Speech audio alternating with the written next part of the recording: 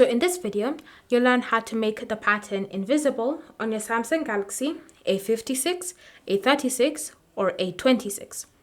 So if you want to make the pattern invisible on your phone, all you need to do is simply open the settings app and then you want to scroll and select Lock Screen and AOD. From here, tap on Secure Lock Settings and enter in your current pattern. Next, you should see this option, Make Pattern Visible. Currently it's enabled, which is why whenever you enter in a pattern on your phone, you can actually be able to see how you're entering it in. So if you want to make it invisible, just tap on this toggle like that to turn it off.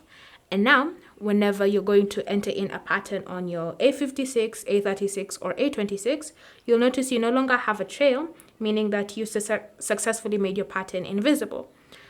If you want to restore the pattern, you can just go ahead and just tap on this toggle here to enable this feature. And so that's how you can make the pattern invisible on your phone. Thank you for watching. If you have any questions or comments, leave them down below and we'll get back to you.